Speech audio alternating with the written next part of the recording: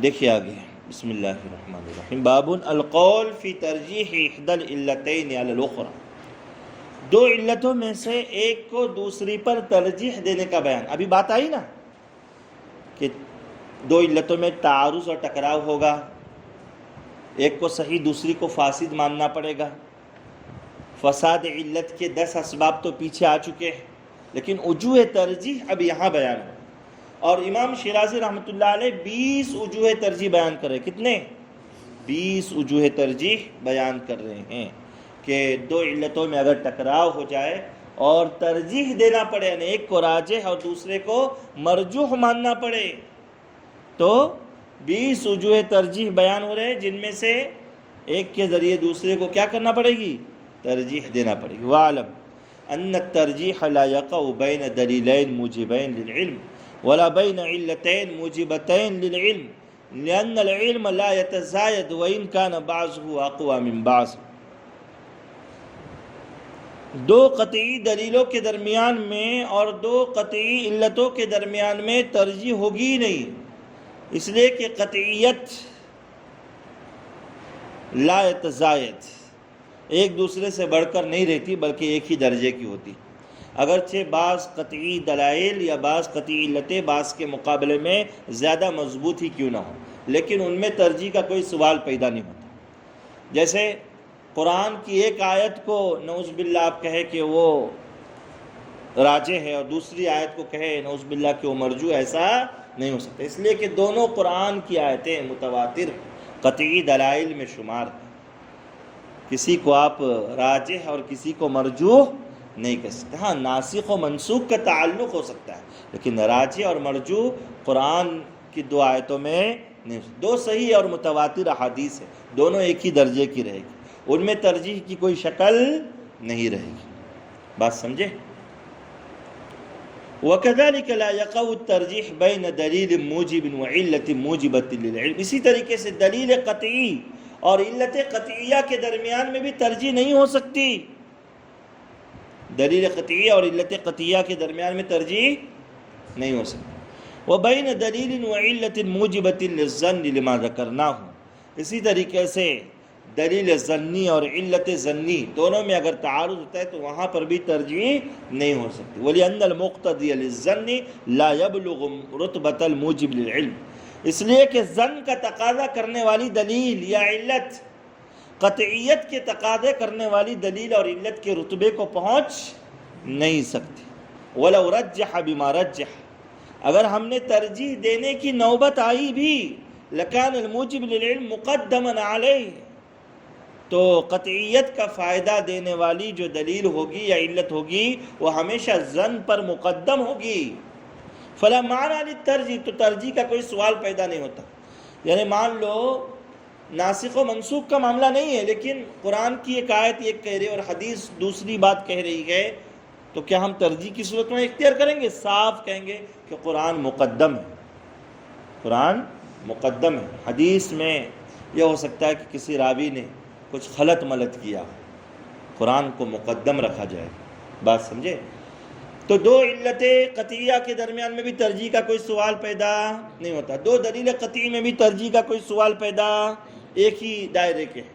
اسی طریقے سے دلیل قطعی اور دلیل ظنی میں بھی ترجیح، ظاہر سی بات ہے، بالکل واضح ہے یہاں پر کہ دلیل قطعی کو ہی ہم قبول کریں گے۔ علت قطعی اور علت ظنی میں تعارض ہو جائے تو وہاں کوئی سوچنے کی بات ہی نہیں، علت قطعی مقدم رہے گی۔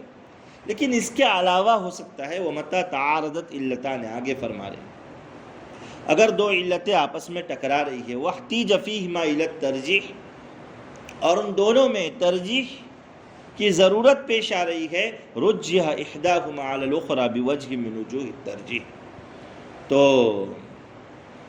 دونوں علتوں میں سے ایک علت کو دوسری علت پر جو وجوہ ترجیح بیان ہو رہے ہیں ان میں سے کسی وجہ کے ذریعے سے راجح ماننا پڑے گا۔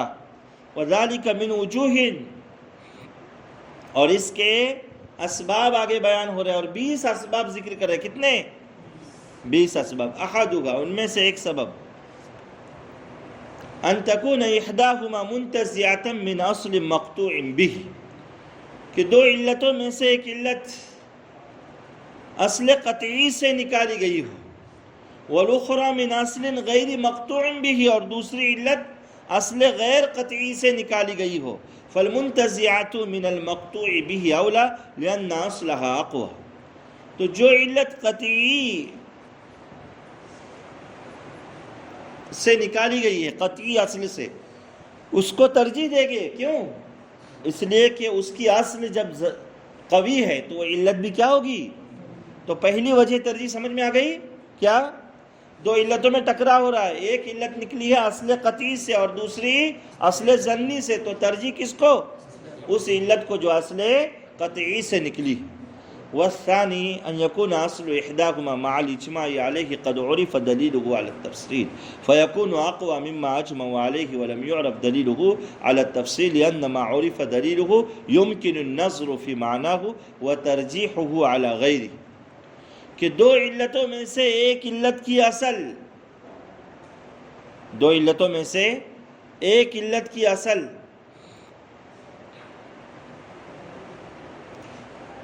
اس پر اجماع بھی ہے اور اس کی دلیل بھی تفصیلی طور پر معلوم ہے. یعنی اس اصل کی دلیل بھی کیا ہے؟ تفصیلی طور پر، اور اجماعی بھی اصل ہے وہ. اور دوسری علت اجماعی تو ہے لیکن اس کی دلیل تفصیلی طور پر معلوم نہیں ہے. تو جس علت میں اجماع بھی ہے اور دلیل تفصیلی طور پر پتہ ہے، فیکون اقوی، اس کو مضبوط مانیں گے. لأن ما عرف دلیلہ یمکن النظر فی معناہ وترجیحہ علی غیرہ، اس لیے کہ جس کی دلیل معلوم ہے اس کے معنی اور اس کے حقیقت میں غور و فکر کرنا بھی آسان ہے، اور اس کو دوسرے پر ترجیح دینا بھی ممکن ہے.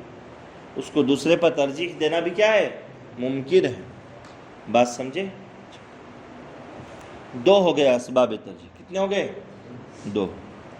والثالث، تیسری وجہ ترجیح، ان يكون اصل احداهما قد عرف بنطق الاصل واصل الاخرى بمفهوم او استنباط فما عرف بالنطق اقوى فالمنتزع منه اقوى. دو علتوں میں سے ایک علت کی اصل منطوق سے پتہ چل رہی. کس سے؟ یعنی ایک علت کی اصل کیسی ہے؟ منطوقی ہے، نطق والی ہے، اور دوسری علت کی اصل کیسی ہے؟ مفہوم یا استنباط سے ثابت ہے. فلا تقل لهما اف منطوق ہے، لا تضربهما مفہوم ہے، فما عرف بالنطق اقوى. تو جو علت کی اصل نطق سے ثابت ہے اس کو ترجیح دی جائے گی، اس لیے کہ نطق قوی ہے مفہوم اور استنباط کے مقابلے میں. نطق سے اللہ تعالیٰ کا منشا یا صاحب نبی کریم صلی اللہ علیہ وسلم کا منشا صراحتاً معلوم ہوتا ہے، اور وہاں استدلالاً اور استنباطاً. اور یہاں صراحت استنباط کے مقابلے میں کیا ہے؟ مضبوط ہے، قوی ہے. صراحت استنباط کے مقابلے میں کیا ہے؟ قوی ہے، مضبوط ہے. تین ہو گئے وجوہ ترجیح. کتنے؟ چوتھی وجہ ترجیح، ان یکون اصل احداہما عموما لم یخص. دو علتوں میں سے ایک علت کی اصل عام ہے، اس کی تخصیص نہیں ہوئی ہے. واصل الاخرى عموما دخلہ التخصیص، اور دوسری علت کی اصل عام تو ہے لیکن اس میں تخصیص ہو چکی. یعنی ایک اصل عام بھی ہے اور تخصیص نہیں ہوئی ہے، اور دوسرے میں تخصیص ہوئی ہے. تو جس میں تخصیص نہیں ہوئی ہے اس کو ترجیح دیں گے، اس لیے کہ تخصیص کے ہونے کی وجہ سے اصل کی جو عمومیت ہے وہ متاثر ہو گئی، کمزور ہو گئی. لأن ما دخلہ التخصیص اضعف، لأن من الناس من قال قد صار مجازا بدخول التخصیص فيه، کہ لفظ عام میں جب تخصیص ہو جاتی ہے تو لفظ عام اپنے حقیقت پر باقی نہیں رہتا بلکہ کیا بن جاتا ہے؟ مجاز. کیا بن جاتا ہے؟ مجاز. بات سمجھے؟ چار وجوہ ترجیح ہو گئے. کتنے؟ پانچویں وجہ ترجیح دیکھیے، ان یکون اصل احداہما قد نص علی القیاس علیہ واصل الاخرى لم ینص علی القیاس علیہ. دو علتوں میں ٹکرا ہو گیا. ایک علت کی اصل اور اس کا مقیس علیہ ایسا ہے کہ اس پر قیاس کرنے کی اجازت قرآن و سنت سے پتہ چلتی ہے، اور دوسری اصل پر قیاس کرنے کی صراحت پتہ نہیں چل رہی. تو کس کو ترجیح دیں گے؟ فما ورد النص بالقیاس علیہ اقوى. جس اصل پر قیاس کرنے کی اجازت قرآن و سنت سے مل رہی ہے وہ زیادہ مضبوط ہے. وہ کیا ہے؟ زیادہ مضبوط ہے، قوی ہے. کتنے ہو گئے وجوہ ترجیح؟ 5. چھٹی وجہ ترجیح دیکھیے، ان یکون اصل احداہما من جنس الفرع، کہ دو علتوں میں سے ایک علت کی اصل فرع کی جنس سے، فقیاسہ اولی من القیاس علی ما لیس من جنسہ. تو جو علت قیاس کی جنس یعنی فرع کی جنس سے نہیں ہے، اس پر فرع کے جنس سے ہونے والی علت کو ترجیح دی جائے گی. 6 وجوہ ترجیح ہوگا. والسابع، 7ویں وجہ ترجیح، دو علتوں میں سے ایک علت ایک اصل کی طرف راجح ہے اور دوسری علت کئی اصول کی طرف راجح ہے. یعنی ایک علت صرف ایک اصل سے نکلے اور دوسری علت کئی اصلوں سے نکلے. پیچھے بھی بات آئی تھی نا کہ ایک علت کئی اصول سے بھی نکل سکتی، جیسے وطی حرام ہونا، احرام کی حالت میں بھی حرام، حیض کی حالت میں بھی حرام، عدت کی حالت میں بھی حرام. کئی اصول ہے، اس سے ایک علت وغیرہ نکلتی، ایسا ہو سکتا ہے. فما ردت الی اصول اولی، تو جس علت کی زیادہ اصول اس کو ترجیح دے دیں گے.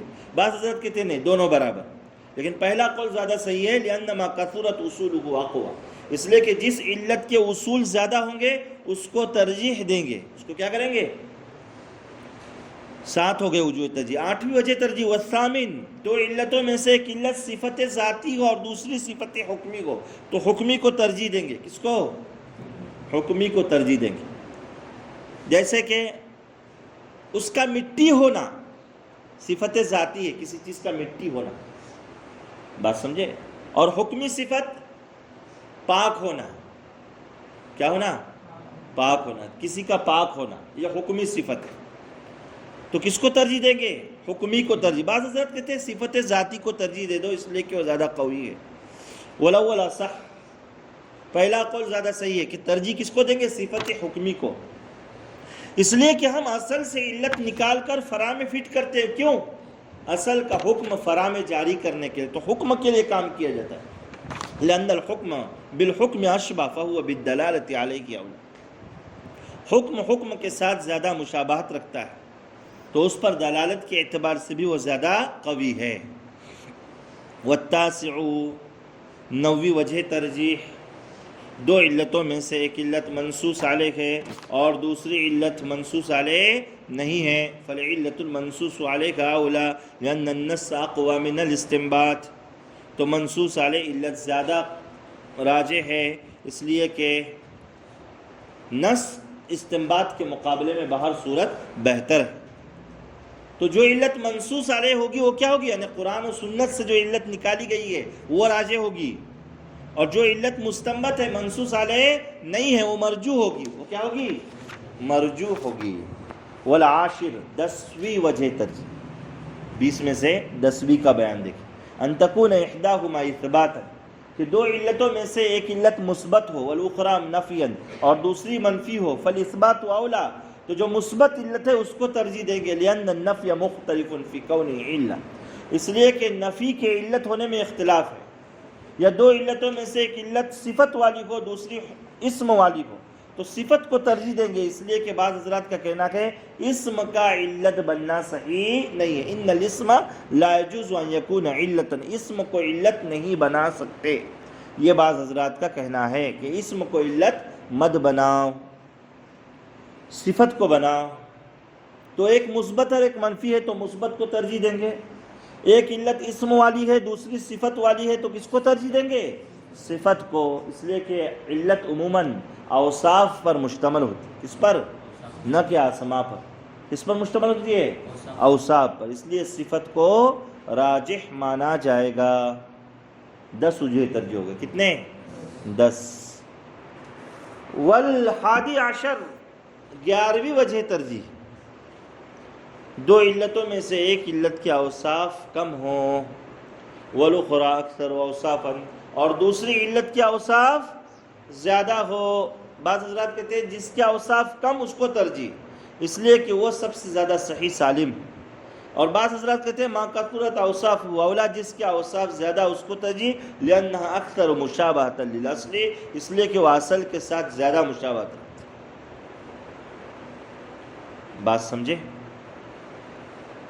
والثانی عشر، 12ویں وجہ ترجیح، دو علتوں میں سے ایک علت کے فروعات زیادہ ہے دوسری کے مقابلے میں، اکثر فروعا من الاخری، تو بعض حضرات کہتے ہیں ما کثرت فروعہ اولا، جس کے فروعات زیادہ، جس کی شاخیں زیادہ اس کو ترجیح۔ تعمیت کی شاخیں بہت ہیں، کھانے پینے کی چیزیں آ جاتی ہے، دالیں آ جاتی ہے، غذائیت اور دوا کے قابل جو چیزیں کھائی جاتی وہ بھی آ جاتی ہے، تو فروعات زیادہ ہے، لأنہا اکثر فائدہ، اس لیے کہ اس کا فائدہ بھی بہت ہے۔ بعض حضرات کہتے ہیں دونوں برابر۔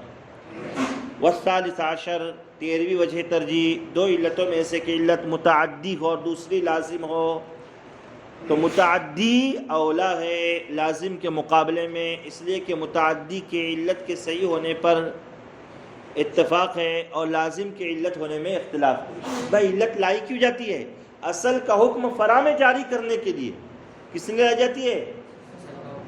اگر وہ علت لازم ہے، اپنی اصل کے ساتھ ٹکی ہوئی ہے، تو اس کی کیا ضرورت ہے؟ اس لیے کہ فرع میں اس کے ذریعے سے حکم جاری نہیں کیا جا سکتا۔ بات سمجھے؟ تو متعدی کا علت ہونا بہتر راجح۔ والواقفة مختلفة في صحتها۔ والرابع عشر، 14ویں وجہ ترجیح، 14ویں، کون سے؟ دونوں علتوں میں سے ایک علت تترد و تنعکس، جامع بھی ہے اور معنی بھی، اپنے افراد کو سمیٹنے والی ہے اور دوسرے کے افراد کو دور کرنے والی ہے۔ والاخرى تترد ولا تنعکس، اور دوسری علت جامع تو ہے لیکن معنی نہیں ہے۔ فالتی تترد و تنعکس اولا، تو جو علت جامع معنی اس کو ترجیح دیں گے، لأن العکس دلیل علی الصحۃ بلا خلاف، اس لیے کہ معنی کا علت ہونے میں کوئی اختلاف نہیں ہے، اور جامع کے علت ہونے میں اکثر قول کے نزدیک جامع کا ہونا کوئی دلیل نہیں ہے۔ والطرد لیس بدلیل علی قول العکس۔ کتنے ہو گئے وجہ ترجیح؟ 14۔ 15ویں وجہ ترجیح، دو علتوں میں سے ایک علت کسی چیز کو فرض کرنے میں احتیاط کا تقاضا کر رہی ہے، ان تکون احداہما تقتضی احتیاطا فی فرض والاخری لا تقتضی الاحتیاط، اور دوسری علت احتیاط کا تقاضا نہیں کر رہی ہے، فالتی تقتضی الاحتیاط اولا، تو جو علت احتیاط کا تقاضا کر رہی ہے اس کو ترجیح دیں گے، لأنہا اسلم فی الموجب، لأنہا اسلم فی الموجب، اس لیے کہ وہ کسی چیز کو واجب قرار دینے میں بہت زیادہ صحیح سالم ہے۔ کون؟ احتیاط کا تقاضا رکھنے والی علت کسی چیز کو واجب قرار دینے کے لیے بھی صحیح سالم انداز میں سارے کام کرتی ہے، ایسے ہی الٹپ کسی چیز کو واجب قرار نہیں دیتی۔ والسادس عشر، 16ویں وجہ ترجیح، دو علتوں میں سے ایک علت ممانعت کا تقاضا کرتی، حرمت کا، تقتضی الحظر، والاخری تقتضی الاباحۃ، اور دوسری علت اباحت کو تقاضا کرتی ہے، یعنی حلال ہونے کا۔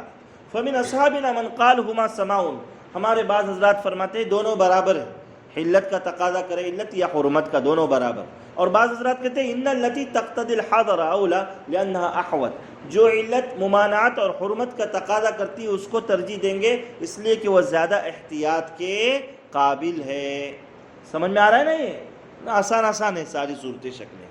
والسابع عشر، 17ویں وجہ ترجیح، ان تکون احداہما تقتضی النقل من الاصل الى الفرعی، کہ دو علتوں میں سے ایک علت اصل سے فرع کی طرف حکم کو منتقل کر رہی ہے، یعنی متعدی ہے، والاخری تقتضی البقاء علی الاصل، اور دوسری علت اصل پر ہی جمی ہے، بس اپنی گدی چھوڑ نہیں رہی ہے۔ دوسری علت ایسی ہے، والاخری تقتضی البقاء علی الاصل، دوسری علت اصل پر ہی باقی ہے۔ فالناقلۃ اولا، تو جو علت ناقلہ ہے، ناقلہ کا مطلب اصل سے حکم کو فرع کی طرف منتقل کر رہی ہے، اس کو کیا کریں گے؟ اس لیے کہ علت کا مقصد وہی ہے۔ بعض حضرات کہتے ہیں المبقیہ اولا، جو علت اپنے حالت پر برقرار ہے اس کو ہی ترجیح دیں گے۔ امام شیرازی کہتے ہیں نہیں، الاول صح، پہلا قول زیادہ صحیح ہے، لأن الناقلۃ تفید حکما شرعیا، اس لیے کہ جو علت ناقلہ ہے وہ ایک نئے حکم شرعی کا فائدہ دے رہی ہے، نئے حکم شرعی کا کیا کر رہی ہے؟ فائدہ دے رہی ہے۔ والثامن عشر، 18ویں وجہ ترجیح، دو علتوں میں سے ایک علت حد کو واجب کر رہی ہے اور دوسری علت کیا کر رہی ہے؟ حد کو ساقط کر رہی ہے۔ یا دو علتوں میں سے ایک علت عتق کو لازم کر رہی ہے اور دوسری علت عتق کو ساقط کر رہی ہے. بعض حضرات کہتے ہیں ان ذالک یرجح بہ، ان ذالک یرجح بہ، اس کے ذریعے سے وجہ ترجیح دی جائے گی. اور حد کا دار و مدار معافی پر ہے، اسقاط پر ہے، اور عتق کا دار و مدار تکمیل اور ایقاع پر ہے. یعنی کسی کو غلام بنانا ہے تو یہ آسان نہیں، اس کے کرے شرائط ہیں. البتہ آزادی کے لیے کرے شرائط نہیں. اگر مذاق میں بھی کوئی بولتے اپنے غلام کو کہ تو آزاد ہے تو وہ آزاد ہو جاتا ہے. سمجھے نا؟ الطلاق والنکاح والرقاق، تین چیزیں ایسی ہے جدہن جد وعزلہن جد ہے. بات سمجھے؟ تو دونوں علتوں میں سے ایک علت حد کو واجب کر رہی ہے اور دوسری علت حد کو ساقط کر رہی ہے. اور دوسری صورت ایسی ہے کہ دونوں علتوں میں سے ایک علت کسی کو غلام بنا رہی ہے اور دوسری علت کسی کو آزاد کر رہی ہے. کسی کو کیا کر رہی ہے؟ آزاد کر رہی ہے. تو یہ بھی وجہ ترجیح بنے گی بعض حضرات کے نزدیک، اس لیے کہ حد کا دار و مدار اسقاط پر ہے، اسقاط پر، لہذا اسقاط والی علت کو ترجیح دیں گے. اسی طریقے سے عتق کا دار و مدار تکمیل پر ہے تو جو رقیت کا تقاضا کرتی ہے اس کو ترجیح دیں گے. بعض حضرات کہتے ہیں یہ وجہ ترجیح نہیں بنے گا، اس لیے کہ حد کو واجب کرنا، ساقط کرنا، کسی کو غلام بنانا یا غلامی سے آزاد کرنا فی حکم شرعی سواء، شریعت کے حکم میں کیا ہے؟ برابر سرابر ہے. یہ چیزیں وجہ ترجیح نہیں بن سکتی. لیکن امام شیرازی نے پہلا جو قول ذکر کیا وہ کیا کہ ایک علت حد کو ثابت کر رہی ہے اور دوسری ساقط کر رہی، تو ترجیح کس کو دیں گے؟ جو ساقط کر رہی اس کو. شریعت چاہتی ہے کہ حد کا دار و مدار معافی پر ہو، درگزری پر ہو. ایک علت کسی کو غلام بنا رہی ہے اور دوسری علت کسی کو آزاد کر رہی، تو ترجیح کس کو دیں گے؟ آزادی کو. کس کو؟ آزادی کو. والتاسع عشر، 19 وجہ ترجیح، 19 ان تکون احداہما یوافقها عموم، کہ دو علتوں میں سے ایک علت کہ کلام عام اس کی موافقت میں ہے. بات سمجھے؟ کلام عام اس کی یعنی وہ عام ہے علت، ایسا سمجھو. والأخرى لا يوافقها عموم، اور دوسری علت کی موافقت میں عام نہیں ہے. فما يوافقها العموم اولا، تو کلام عام جس کی موافقت کرے اس علت کو ترجیح دیں گے. بعض حضرات کہتے ہیں التی توجب التخصیص اولا، کہ جو علت تخصیص کا تقاضا کر رہی ہے تخصیص کا، اس کو ترجیح دیں گے. والاول اصح، لیکن پہلا قول زیادہ صحیح. کون سا؟ کہ جس کی موافقت کلام عام کر رہا ہے اس کو ترجیح دیں گے. لأن العموم دلیل بنفسه، اس لیے کہ عموم تو بذات خود دلیل ہے، اور جب عموم کے ساتھ قیاس مل جائے فإذا انضم إلى القياس قواه، تو عموم کو مزید مضبوط کر دیتا ہے. عموم ہے نا لفظ عام، یہ مضبوط دلیل ہے. تخصیص ہونے کے بعد اس سے پہلے بھی بات آئی تھی، اس میں کمزوری آ جاتی ہے، مجاز آ جاتا ہے، اور عموم میں کمزوری نہیں ہے. اور عموم کے ساتھ مزید قیاس مل جائے، عموم کے ساتھ مزید، تو قوا، سمجھے نا، وہ قوا بن جاتا ہے. نہیں، بلکہ اس میں مضبوطی آ جاتی ہے. اس میں کیا آ جاتی ہے؟ عالم کے ساتھ پھر مفتی بھی ہو تو اس میں مضبوطی آ جاتی ہے، لیکن صحیح نہج سے بنا ہوتا ہے، ایسی شارٹ کٹ وغیرہ نہ.